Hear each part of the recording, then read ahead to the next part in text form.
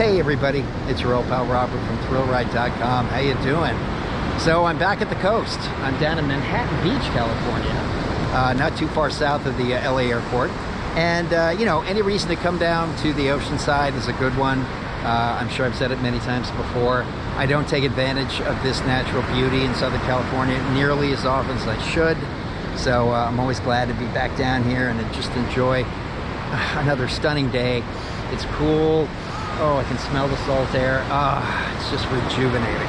But the specific reason I'm at this beach is because I recently learned that at the end of the Manhattan Beach Pier, which is right behind me, is a little free aquarium called the Roundhouse Aquarium. Again, free, and it just seems like a charming place to visit while I'm here. I love sea life. It's also very calming. You know, I can stare at a jewel tank for hours. And yeah, I thought it'd be a good reason to again, head to this beautiful part of the state and enjoy a lovely Saturday morning. So let's go take a look around.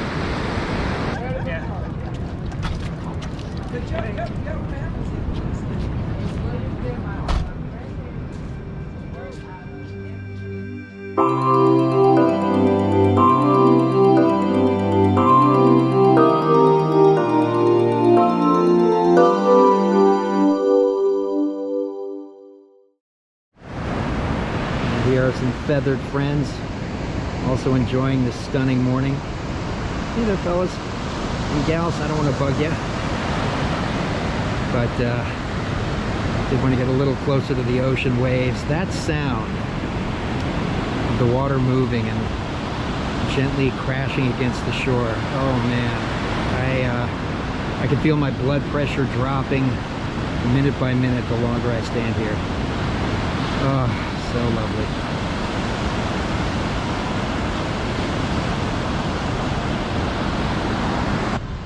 And being that it's closer to the end of February than the beginning, you know, we're still kind of in the quote-unquote winter season, so the beaches aren't packed, and that's always a plus too. Very cozy. There is parking down here, and it did seem to fill up pretty quickly, but I found a space right on the lower lot, right next to the pier. So yeah, but if you want to get a spot next to the water, you want to get here pretty early in the day, that's for sure. That is very good advice. Don't be crabby. Keep the ocean clean. It is Southern California, and beach volleyball, always a popular recreational activity here, and a lot of courts down here. Yeah, if you're into that, this is a place to be. Seaside amusement piers are some of my favorite places to be, whether they have rides or just food and a little retail and some game room, or something like a cool little aquarium. I'm in. It's beautiful scenery, beautiful audioscape, very pleasant place to chill out for a little bit. Birds are certainly having a lovely day too. Down by the sand and up here, perched on one of these lovely lampposts.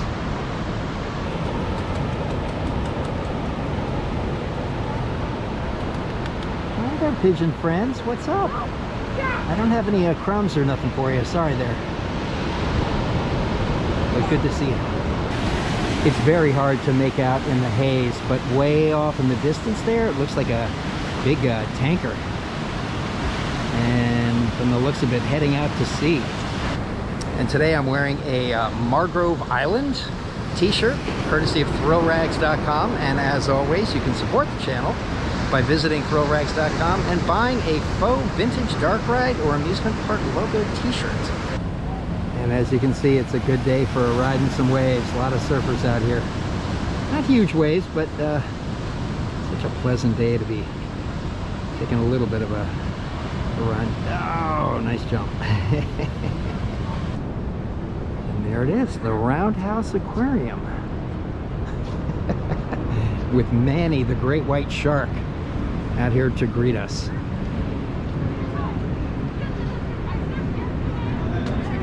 Beautiful. And there it is, free aquarium. Donations greatly appreciated, and of course, happy to give one. It is, of course, a beautiful Saturday morning, but this little aquarium very popular today. A lot of people in here, and it's a cozy space, so you have to be patient. Sometimes you have to wait a bit to get to see a tank. If you want to make a cash donation, which I'm kind of sorry I didn't do, you get to do it by, it looks like sticking your hand into the maw of a moray eel. Go ahead, I dare you. So just inside the main entrance, we've got a kelp forest shark tank. California moray eel, a sargo, a California sheephead, Garibaldi, swell shark, barred sea bass, vermilion rockfish. Yeah, a whole bunch of fish I'm not familiar with, but oh, look at these beauties. Yeah, hi there. Wow. You're big. What are you? I think you're our sea bass? Striped sea bass, yeah. Getting hungry. This guy's just chilling here. There's a shark. Look at that beauty. Oh, wow. Love that. Oh, so pretty. This little orange fish down here, I guess he is one of those vermilion fish. Yeah, beautiful. Yeah, the bass are certainly friendly. Hi there. Hi, buddy. And this is a rocky reef tank with strawberry anemones, green sea anemones, crayfish, blacksmith, bat star, purple sea urchin, dwarf surf perch. Yeah.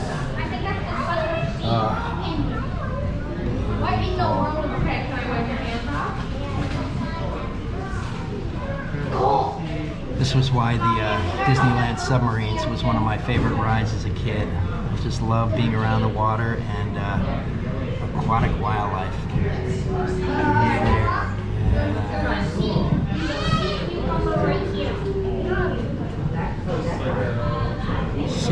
Super relaxing, chilling with fish. And look at the anemone there in the back. Wait, are these? So exotic. It's hard to believe these are creatures native to this planet. Your mom, I'm outside.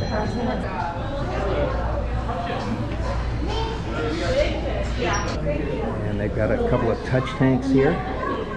You get up close and personal with some really cool sea creatures. Look at the starfish down there. Oh man, so beautiful.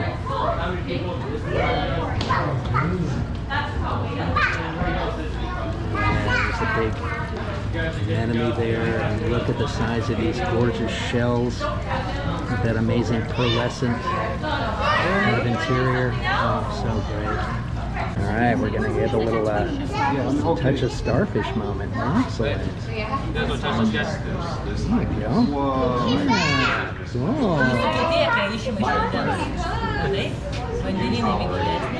Very neat. Look at that. Ooh, it's kind of rough and it's like sandpaper texture. Yep. Yeah, very sort of neat. like basketball. Yeah. And what kind of starfish is that? It's a bat star, I think. Bat star. Cool. Thank you. So this impressive skull belongs to an elephant, or rather a male elephant seal. Adult males may grow to be 13 to 16 feet in length and weigh about 4,500 to 6,000 pounds. 3 tons. That is a big seal. The bottlenose dolphin gets its name because of its short, stubby beak. Adults can grow to be 8 to 14 feet long, with males being larger than females. Dolphins feed on fish, squid, and crustaceans. Yeah, and this is my favorite thing about dolphins. They use echolocation to hunt and navigate. To echolocate, dolphins produce clicking noises. These sounds bounce off of objects in the water and return to the dolphins. Yeah, anybody who's seen that 70s film Day of the Dolphin starring George C. Scott is familiar with that that skill. Love that movie so much. It's so silly, but it's great. And here's the last of the 3 skulls on display, and it is an orca whale skull. That is quite impressive too. Look at those teeth. Where if you told me this was a dinosaur skull, I would have believed you. Yeah, this is a detail about orcas I forget, that they're not actually whales. They're the largest member of the dolphin family, and as one of the top predators of the ocean, whales can eat almost anything, including other whales, dolphins, seals and sea lions, sharks, sea turtles, and fishes. Yeah, that's what you call an apex predator. Okay, this is the eel tank. They've got a wolf eel, a flag rockfish, California moray eel, and a Norse snail. Wow. Super cool. So apparently the wolf eel is not a legit eel. It's actually more properly called a wolf fish, but it sure has a lot of eel-like qualities. And according to the sign out front, these creatures mate for life. Dedication to the cause. Good for you guys. And again, riding the Disneyland subs as a kid when the moray eels darted out of their little rock holes. That gave me quite a good scare that has stayed with me until this day. I'm always going to have a lot of respect for these fish. Okay, upstairs is another gallery. Oh, and here's a wall display about all the garbage that is tossed into the oceans. Yeah, that's a problem.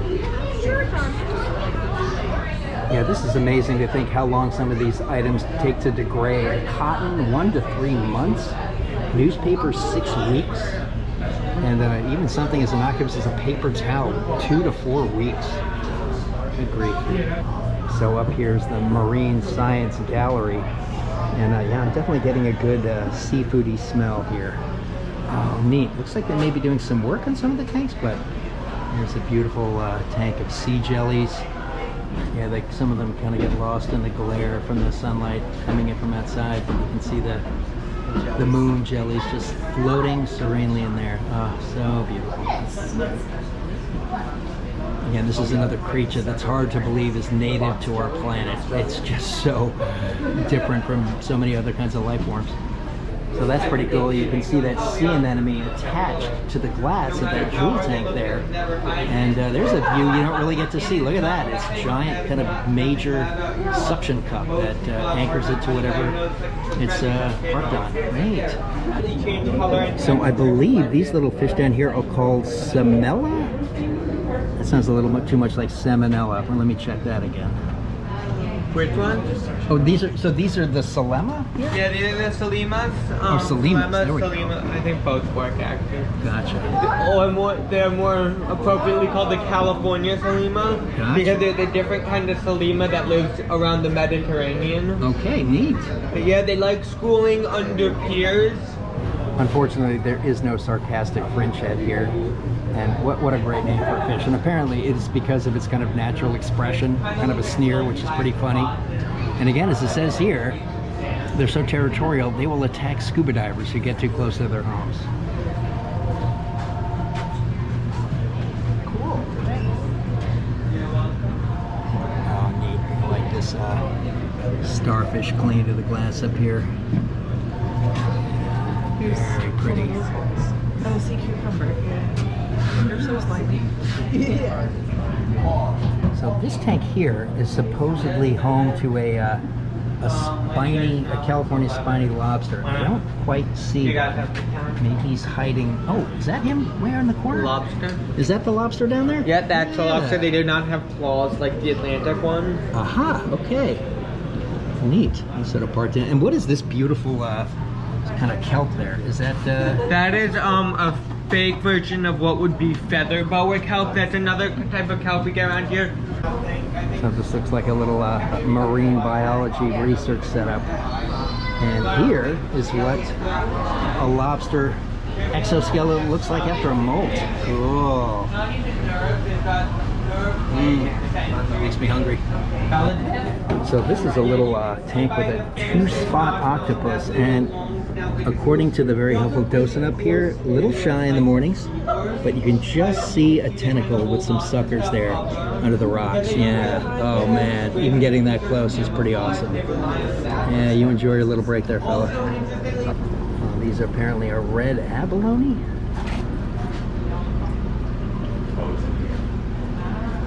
Could be. I may be wrong, and if I am, you can just tell me, baloney. That's your uniform.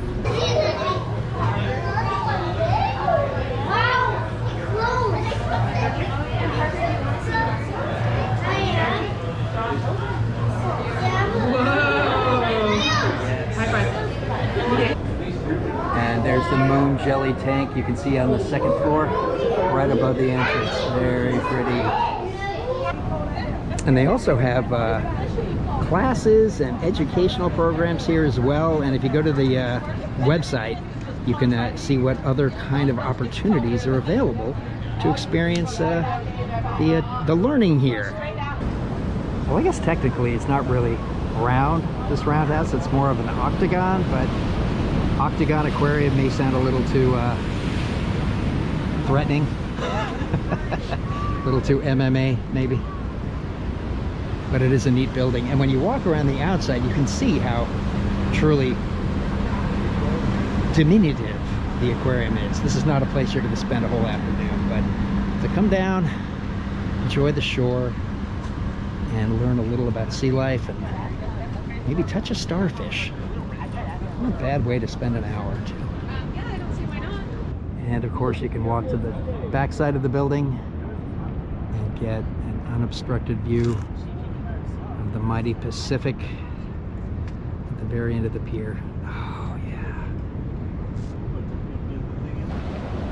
Yeah, it looks like the longer the day progresses, the more surfers are out. And I'm not a surfer at all, but I'm guessing these are pretty amazing conditions for a leisurely day on the water. A whole group of people here hanging out, waiting for a swell.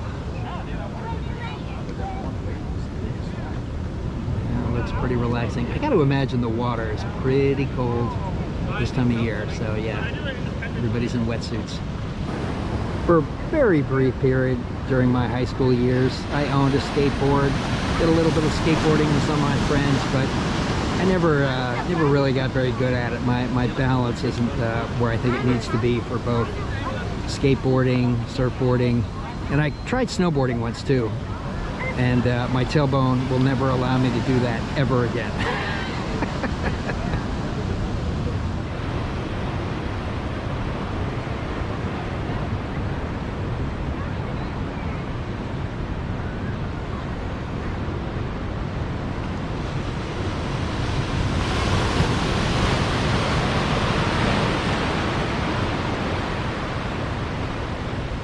Sometimes you just want to be quiet and let the ocean have the floor.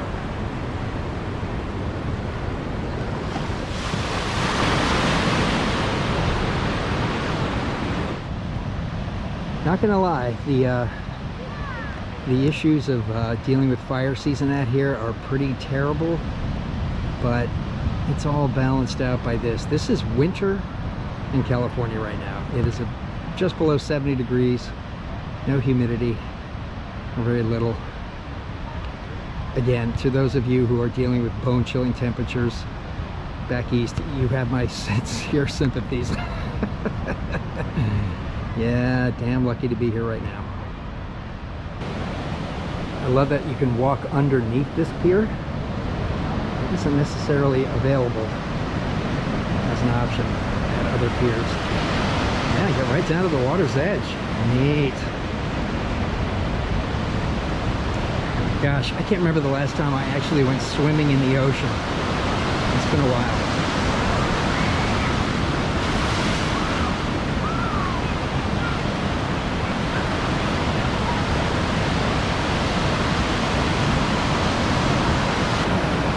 You see those giant clusters of barnacles around the pilings. And I am in the wet zone, so I think I'm going to back up before the waters get too close.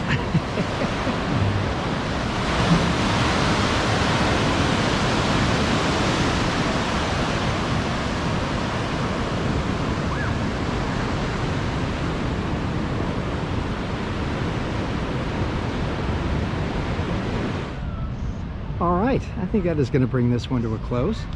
So as always, thank you so much for coming along, and I hope you enjoyed this pleasant morning here in Manhattan Beach, soaking up the rays, soaking up the waves, and taking a look at the smallest, yet one of the most charming aquariums I've ever been to. And again, it's free, so you can't go wrong with that. And you're still here, for which I'm very grateful. And if so, might ask you to consider giving the video a like, a share, maybe even subscribe.